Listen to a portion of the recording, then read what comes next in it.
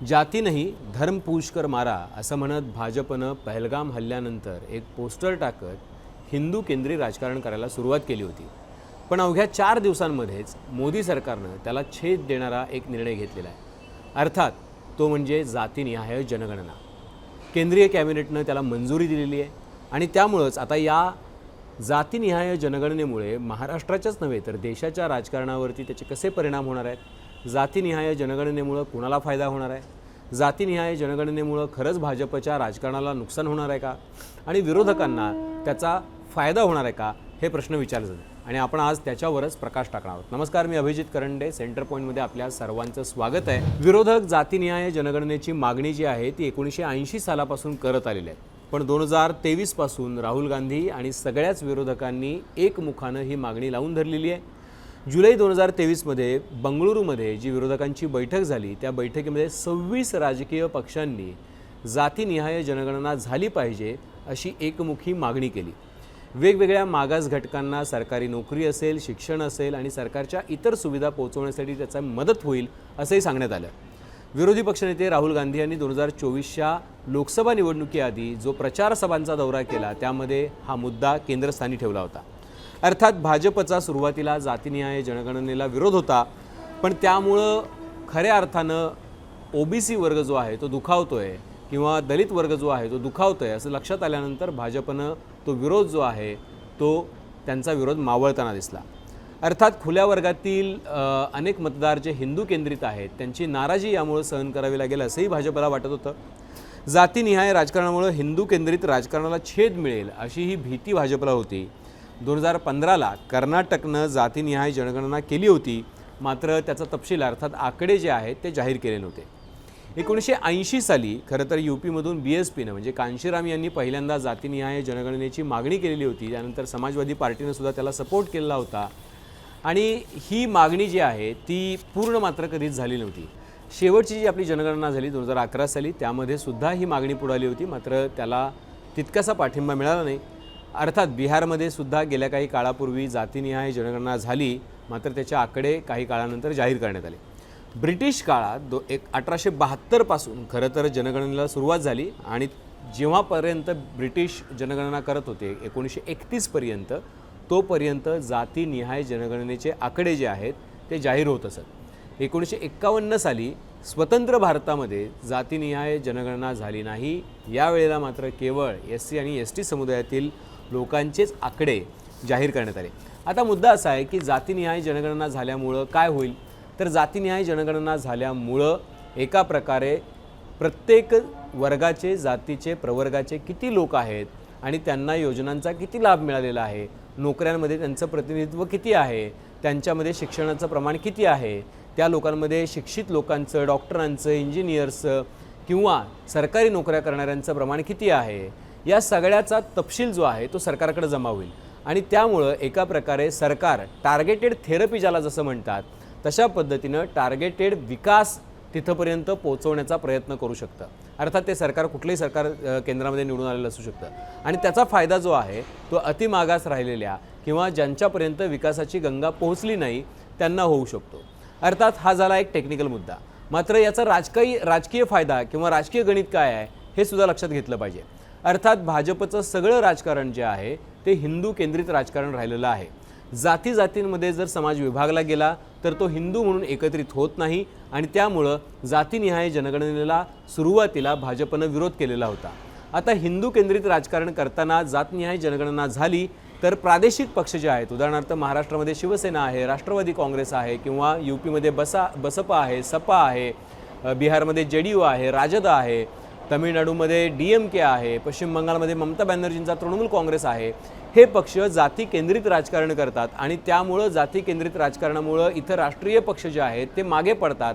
अर्थात भाजप असेल, काँग्रेस असेल, या पक्षांना मोठा हेतू ठेवून जेव्हा काम करायची वेळ येते त्यावेळेला जातीनिहाय जनगणना झाल्यानंतर त्या वर्गाचे नेते तयार होतील, त्या वर्गाचे पुढारी तयार होतील, त्यांच्या वेगवेगळ्या मागण्या असतील आणि त्या सगळ्या मागण्या राजकीय पक्षांना पूर्ण करता येतीलच असं नाही आणि त्यामुळं एका प्रकारे विविधांगी किंवा विविध समूहातले लोक जे आहेत त्यांचं प्रतिनिधित्व, त्यांचा दबाव वाढेल सरकारवरचा, आणि तो दबाव ज्यावेळेला वाढेल त्यावेळेला एका प्रकारे कुठल्याही एका पक्षाला आपला अजेंडा रेटणं जे आहे ते शक्य होणार नाही, आणि ही सर्वात मोठी भीती आहे.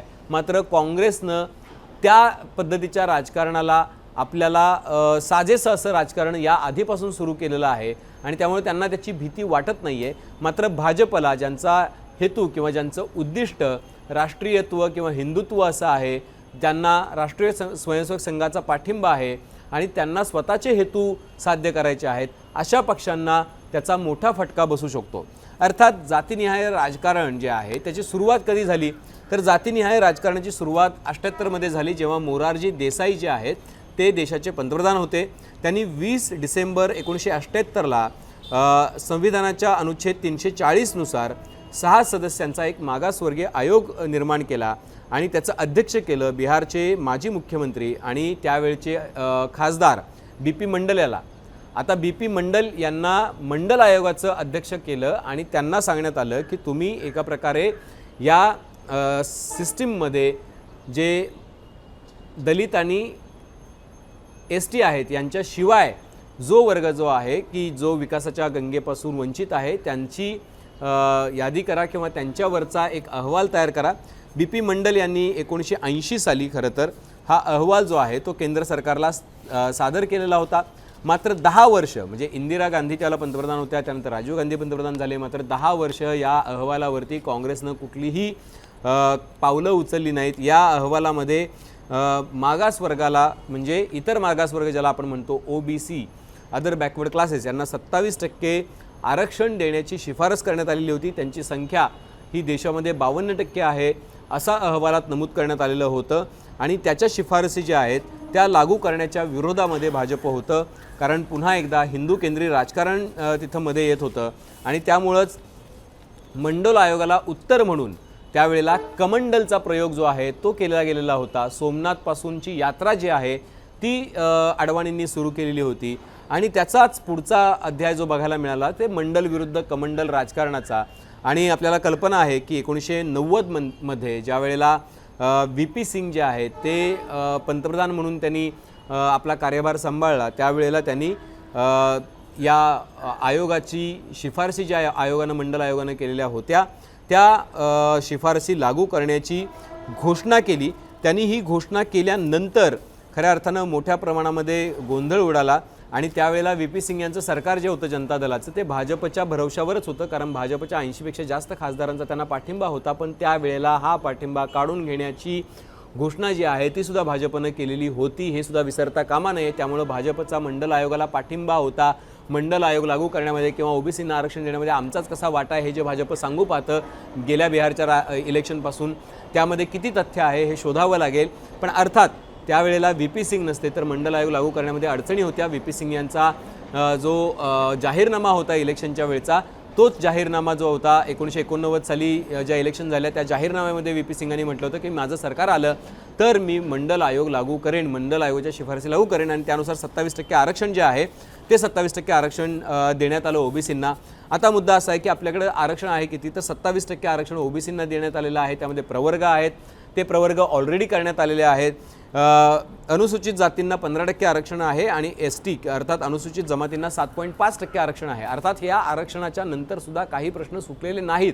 त्याचं कारण असं आहे की आरक्षणाअंतर्गत सुद्धा जे समुदाय आहेत ज्यांना आरक्षणाचा अधिक लाभ झालेला आहे किंवा ज्या जाती आहेत त्या अधिक लाभार्थी ठरलेल्या आहेत त्यांची परिस्थिती सुधारलेली आहे. पण त्या OBC मधल्या अनेक असे प्रवर्ग आहेत, वर्ग आहेत की ज्यांची परिस्थिती सुधारलेली नाही. मायक्रो OBC ज्याला आपण म्हणतो त्यांची परिस्थिती सुधारलेली नाही. आणि त्याचाही पुढचा भाग म्हणजे आत्ताचं राजकारण ज्यानुसार इथं जरांगे पाटील मागणी करतायत मराठा आरक्षणाची किंवा पटेल मागणी करतायत तिकडे गुजरातमध्ये पटेल आरक्षणाची किंवा जाट मागणी करतायत. आणि या सगळ्या ताण्याबाण्यांमुळेच एका प्रकारे आरक्षणाचा प्रश्न जो आहे तो एका कैचीत सापडलेला आहे. आता जिसकी जितनी संख्यादारी उसकी उतनी भागीदारी या नियमाप्रमाणे जर आपण बघितलं तर जातनिहाय जनगणनेनंतर टार्गेटेड थेरपी करण्यामध्ये खरंच याचा उपयोग होईल का? ज्या वर्गांचा विकास झालेला नाही त्यांच्यापर्यंत सोयीसुविधा, नोकऱ्या, शिक्षण, इतर गोष्टी, इतर लाभ पोचण्यास मदत होईल का? त्यासाठी सरकार प्रयत्न करेल का? हा महत्त्वाचा मुद्दा आहे की राजकीय फायद्यासाठी त्याचा उपयोग केला जाईल, जसं की प्रवर्गाचे त्या वर्गाचे नवे पुढारी जन्माला येतील, ते आपला दबावगट निर्माण करतील, ते सरकारांवरती दबाव टाकतील, ते राजकीय पक्षांवरती दबाव टाकतील आणि आपल्याला तिथं प्रतिनिधित्व मिळेल यासाठीची काळजी घेतील. मात्र त्याचा फायदा खरंच समुदायांना, वर्गाला, लोकांना किती होईल हा महत्त्वाचा प्रश्न आहे. आणि म्हणून आता ज्या वेळेला जनगणना होईल त्यावेळेला जातनिहाय जनगणना होईल. अर्थात जातनिहाय जनगणना करण्याचं घोषणा सरकारने केलेली आहे, त्याचे आकडे ज्यावेळेला जाहीर होतील त्यावेळेला खऱ्या अर्थानं या राजकारणाला सुरुवात होईल.